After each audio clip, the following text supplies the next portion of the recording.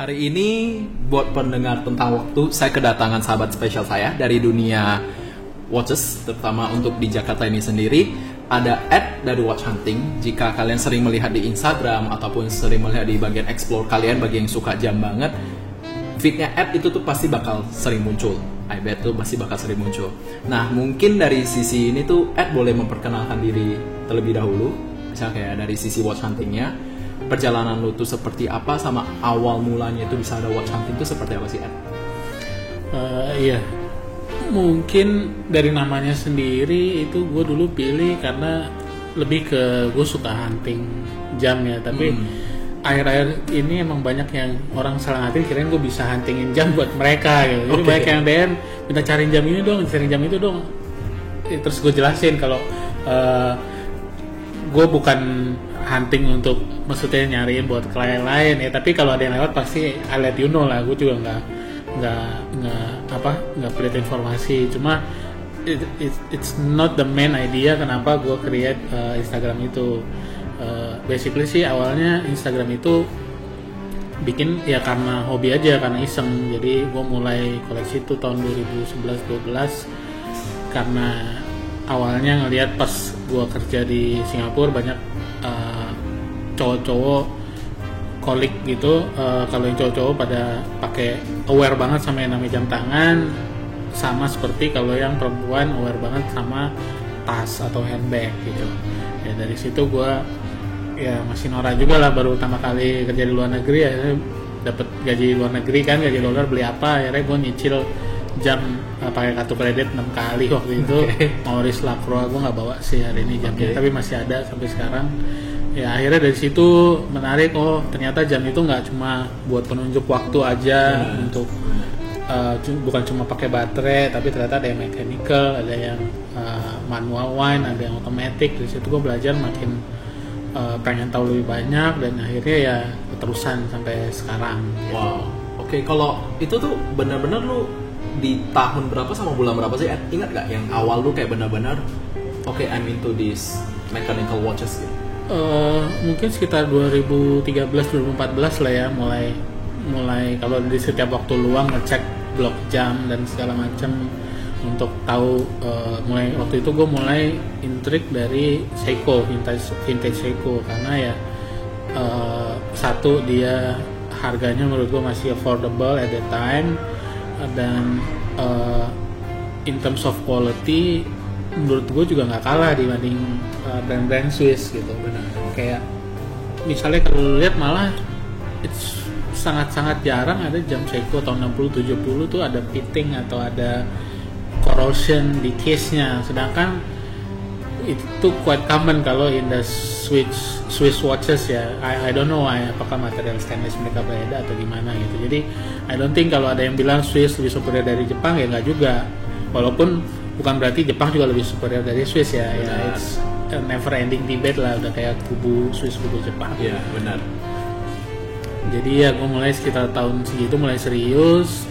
Terus ya banyak ketemu teman-teman yang suka jam juga, banyak community, dan di Indonesia surprisingly cukup banyak ya sebenarnya. Cuma lebih banyak yang low profile atau emang nggak mau unknown, pengen tetap unknown aja, anonymous di ini, tapi koleksinya lumayan gila-gila gitu. Oke. Nah, kalau ini sih pasti banyak penasaran ketika ngelihat perjalanan dari si Watch Hunting ya. Jadi kayak lu kalau scroll tuh menurut gue tuh panjang banget dengan followers yang lu sebanyak itu gitu, Ed. Lu ada tips and trick gak sih bagi orang yang let's say ya, misal gue belum pernah koleksi jam, gue pengen masuk ke industri ini gitu kan. Ada beberapa poin yang menurut lu tuh penting gak sih untuk awal-awal ketika gue pengen koleksi jam vintage? Ya, menurut gue yang paling penting lu banyakin invest di waktu lu sih untuk baca-baca, karena semua informasi itu sekarang di era internet ini, all those information are there, semuanya ada di situ, tinggal lu nyari, lu dig down semua tipe apa atau referensi apa yang lu lagi pengen minat, instead of lu beli dulu baru belajar. Banyak kan kesalahannya itu sih, gue pun termasuk gitu. Jadi ada yang namanya ongkos belajar kalau di kolektor kita kalau ngobrol biasanya. dimana lu akhirnya lu beli jam karena lu impulsif atau lu emang suka banget tapi lu nggak ngecek dulu. Karena the thing with vintage ya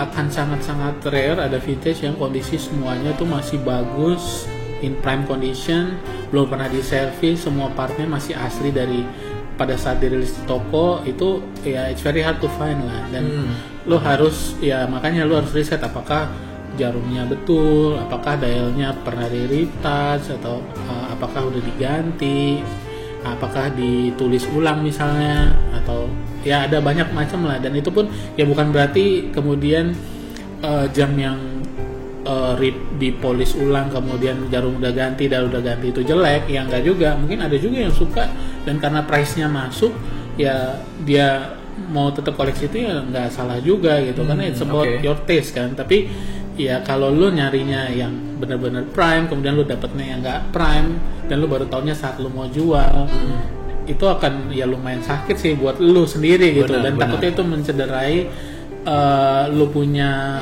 hobi gitu. Akhirnya lu shit gue nggak mau main lagi nih, gue kapok atau ya akhirnya lu balik ke main jam modern misalnya. Jadi ya those kind of things yang menurut gue di awal lu penting banyakin waktu lu untuk invest dulu, belajar mengenai jam yang lo incer gitu. Karena menurut gue jam yang lo incer pasti akan keluar masuk akan selalu ada gitu.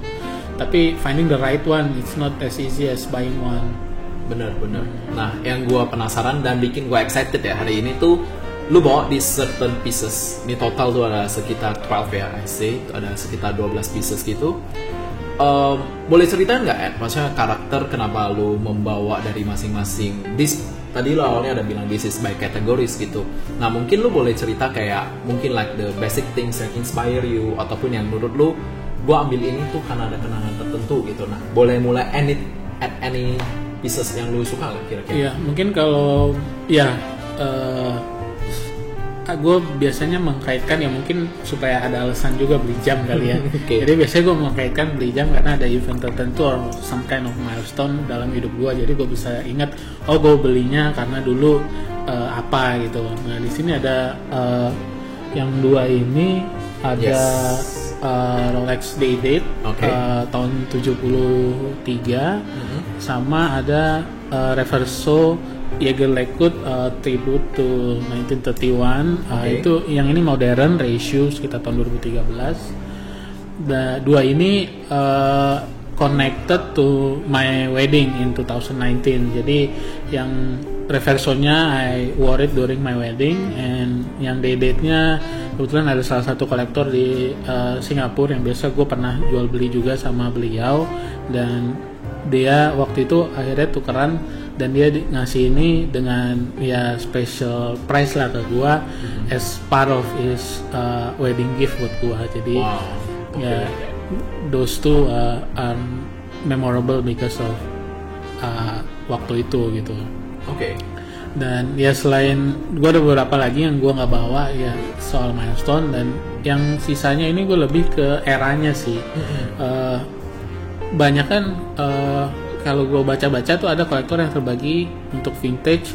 Ada yang era sebelum tahun 50 which is 30s, 40s, 50s. Ini gue bawa beberapa contohnya, biasanya Universal Genève atau Gale atau Eterna, biasanya merek-merek yang terkenal sebelum 50s.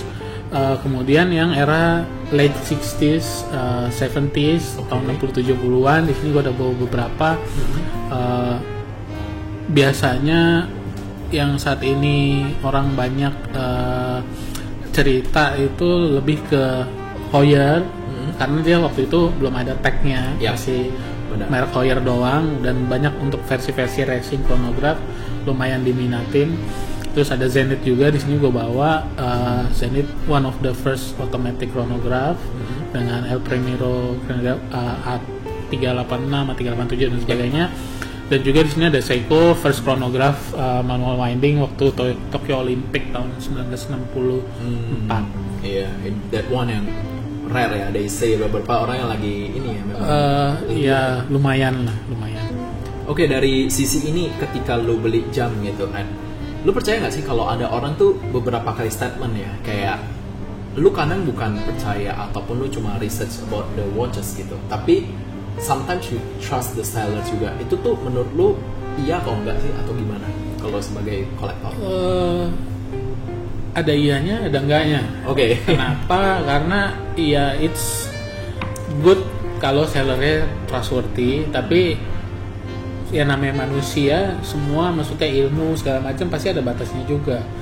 Mungkin aja si penjualnya dia bukan karena mau nipu lo atau mau bohong, tapi karena dia nggak tahu, dia juga nggak tahu gitu. So lo masih tetap harus ngelakuin PR lo gitu, walaupun lo percaya juga sama dealer lo gitu. Jadi ya menurut gua it works both ways sih, maksudnya kunci utamanya ya lo harus done your homework lah sebelum either lo kebetulan dapat seller yang trustworthy, atau bahkan yang sellernya rese pun karena barangnya lo tahu itu bagus, akhirnya lo ya mau nggak mau lo juga dari dia gitu kan. Oke. Nah, yang gue juga sering tertarik ya ketika ada seseorang yang koleksi barang, ada seseorang yang kayak koleksi seperti watches gitu. Boleh tau gak sih hubungan tentang waktu itu sendiri terhadap perjalanan lu, koleksi lu, ataupun hidup lu itu seperti apa bagi seorang kolektor jam? Ya agak berat nih pertanyaan. Agak berat.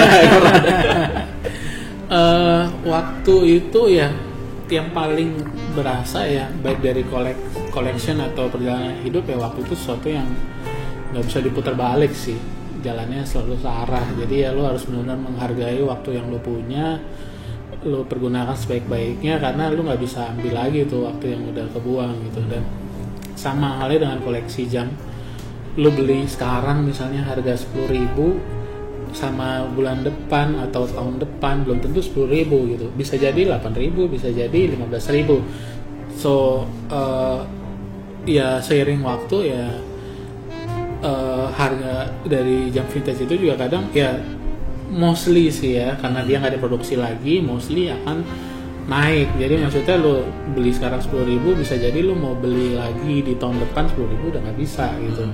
Jadi ya itulah. Jadi apa ya, untuk bisa in the doing something right in the right time itu mungkin itu salah satu yang gue belajar, dan gue pun masih belajar untuk bisa melakukan itu ke depannya gitu.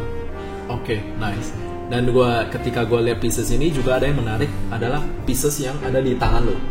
Victor said itu reverse panda atau panda ya? Panda. Panda ya, this one panda. Nah, boleh cerita sedikit gak tentang kayak gimana cerita lu bisa dapat pieces itu?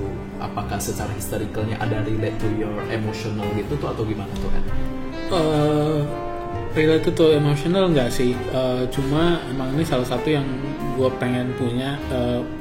Salah satu emang mungkin kalau orang koleksi vintage chronograph watch, salah satunya pasti dia pengen punya yang panda atau reverse panda gitu. Dulu awalnya gue pikir kenapa sih, sama aja kalau semua black dial atau semua white dial juga oke. Benar. Ya cuma pas ngeliat ada temen punya, oh ya it looks different. Ya kontrasnya itu bikin lo pengen ngelihat jam itu kayak enak aja gitu. Akhirnya ya gue dips one of my friends.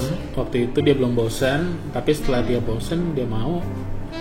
Bahkan pada saat itu gue lagi pas nggak ada duit lagi, karena gue udah beli yang lain gitu kan. The thing is with collecting, kadang lo nggak tahu kapan barang itu muncul. Bener banget. Nah untungnya karena temen sendiri, he offers me, ya udah dicicil aja. Dan gue nyicil waktu itu sekitar 6 bulan ya, without any interest, because karena temen. Ya itulah enaknya, makanya akhirnya gue bisa malah dapet jamnya duluan, bukan setelah lunas baru dapet jamnya. So ya sangat-sangat grateful sih kita punya community yang oke, dan punya grup jam yang saling support juga gitu. Karena salah satu prinsipnya di community jam itu, mereka akan bilang ya gue lebih baik jual lo masih di dalam grup daripada gue jual ke orang lain. Gue nggak, ketika gue pengen lagi gue belum tentu bisa dapat lagi gitu. Kalau gue jualnya kayak gue jual ke lu, terus lu bosen, lo mungkin akan nawarin gue dulu, dan gue mungkin mau ngambil balik gitu kan. Jadi masih to keep the watches in the group itu lebih preferable biasanya dalam suatu watch community. Wow, menarik. Nah kalau misalnya let's talk about the community juga ya gitu kan.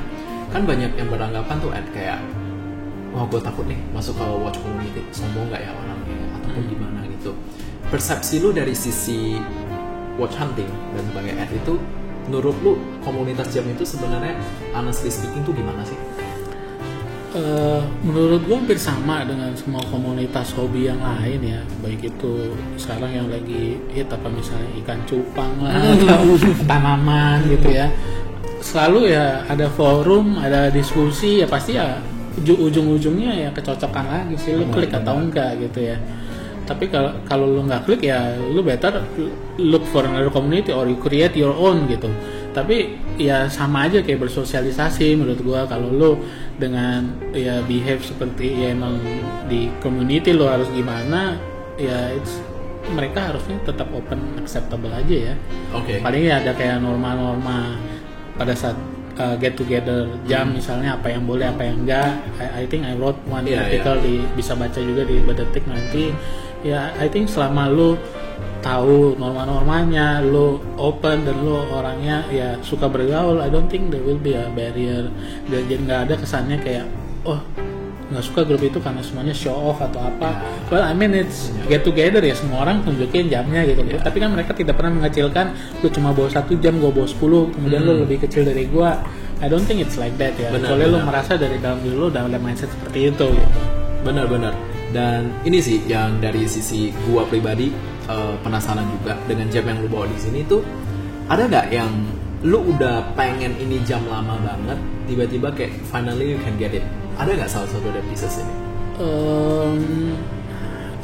I think mungkin si ini ya, yang paling complicated di sini, which is Girard Perregaux triple calendar tri complex chronograph. Itu lumayan sih, maksudnya karena kan dia complication-nya bukan cuma time only, dia ada chronograph 3 register, dia ada tanggal, ada hari, ada moon phase, ada bulan juga. Itu something yang sempet in my wishlist lumayan lama, makanya quite happy pas bisa dapat. Oke, dan kalau untuk sekarang itu lu masih ada wishlist gak sih yang kira-kira lu belum dapetin? Mungkin around 1 atau 2 itu ada gak? Ya, nah itu juga salah satu mungkin the thing is with collecting, lu nggak pernah tahu, menurut gue sih nggak pernah ada end game-nya ya. Jadi lu nggak bisa tuh, oh pokoknya gue kalau udah dapet jam ini udah selesai, gue nggak akan beli yang lain. I think itu udah pernah ya. Iya, mungkin di mulut, lain di mulut, yang di hati lah ya. Kalau ada yang bilang kayak gitu, ya biasanya gue bilang ya udah iya, gue iyain aja. Tapi paling nanti juga setelah dia dapet yang dia mau, ya prinsipnya karena manusia juga nggak pernah puas kali ya. Itu selalu revolving sih, maksudnya kalau dibilang gue sekarang pengen apa, mungkin gue masih ngincer, gue belum punya Patek Philippe karena harganya juga lumayan dan barangnya in collectors juga nggak banyak. Selain susah dicari, masih ngumpulin duit juga gitu. Tapi it's something yang gue mungkin pengen punya in the future. Wow, menarik banget. Dan ada satu yang tampil sendiri, unik sendiri, itu ada di Seiko. Ya, kalau di sini kan orang tuh sering nyebutnya dengan mod lah ataupun yang kayak modification segala macam gitu. Boleh diceritain sedikit nggak kira-kira apa sih yang maksudnya makna dibalik kenapa lu bisa nge-mod Seiko ini tuh jadi seperti ini? Ya, ini salah satu jam yang gue bawa, sama sebelahnya juga. Gue sebenarnya pengen ngebandingin kalau ada yang bilang koleksi unattainable atau kemahalan atau nggak bisa dijangkau, Rolex terutama misalnya. Ya, menurut gue itu ya tergantung gimana perspektif lo aja gitu. Makanya gue bawa di sini Seiko SKX 007 yang dibilangnya poor man's Rolex atau poor man's Submariner. Dan ya kalau lu, nah ini sebagai contoh, kalau misalnya lu nggak suka dengan bentuknya, ini mah nggak mirip banget sama Rolex, ada tanggal, ada hari segala macam. Well, ya kalau lu lihat itu udah jadi lumayan mirip kan? Iya benar. Karena emang ada di mod juga, itu it's a fun thing juga sih dengan Seiko. Banyak sekali models atau bahkan yang bikin partsnya untuk kayak ini kan custom dial. Bisa ditutupin tanggal harinya, kemudian ditambahin teksnya Epiphany & Co instead of Tiffany & Co kalau di Rolex gitu. Ya just for fun, tapi secara estetik menurut gua ya nggak terlalu jauh lah, walaupun emang bukan nggak sama ya, I know Iya, itu benar, nggak benar, sama, benar, tapi kalau maksudnya dengan a fraction of cost lo masih bisa dapat feel-nya juga gitu. True. Dan di sini tuh ada beberapa yang gue lihat tuh yang kayak lumayan complicated ya, just like the chronograph ataupun yang bener-bener ada 2 doang register yang gitu. Nah dari sisi ini tuh banyak kolektor ataupun banyak mungkin ya yang baru mau koleksi ya gitu pasti bilang kayak nanti gue koleksi yang complicated tuh cepet nih rusaknya ataupun susah gitu gimana. Nah kalau dari sisi lu sebagai kolektor yang udah dari 2013 ya let's say, ada trik tertentu gak sih kayak how you keep everything like neat dan tetap bagus gitu? Kalau keeping the watch ya biasanya basically sih cuma humidity level aja ya, karena kan kita di tropical country ya lo paling dijaga aja di misalnya kayak kamera lo masukin di dry box, same thing with your watches, you can put it there also. Dan ya paling seminggu sekali sambil lo ngecek situasi dia chrononya masih jalan apa segala macam ya lo wind atau lo sekalian bersihin ngelap-ngelap dikit gitu ya. Tapi itu menurut gue ya balik lagi, kalau isu-isu ketakutan itu balik lagi ke awalnya pas lo beli. Lo harus tahu dulu mesinnya itu apakah emang masih oke, apakah udah diservis sebelumnya, riwayat servisnya bagaimana, apakah perlu diservis ke depannya. Dan sebenarnya kalau dibilang repot ya nggak juga, lu jam baru pun setiap 5 tahun kalau mechanical harusnya lu servis gitu. Same thing with vintage watches menurut gua. Dan kalau emang lu maunya kalau masalah dari penampilan, aku nggak suka vintage watches karena ada baretnya atau ada scratch segala macam ya I mean it's balik lagi ke selera ya. Emang kalau nggak suka yang hal-hal tersebut, gue saranin memang jangan main vintage tapi main jam baru aja, jadi benar-benar perfect semua kondisinya, nggak ada baret sama sekali, walaupun nanti lo pakai baret juga sih. Bener.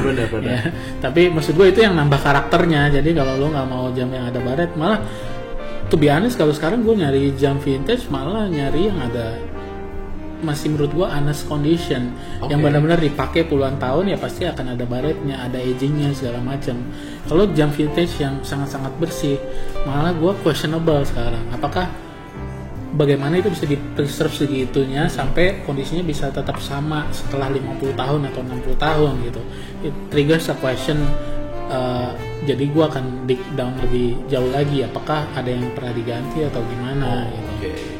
Nah, dengan koleksi lu seperti ini tuh boleh describe gak dalam 3 kata karakter koleksi lu tuh seperti apa? Karena kan masing-masing kolektor punya kayak karakter masing-masing kan. Kalau lu kira-kira yang bisa nge-describe your style of collecting tuh gimana?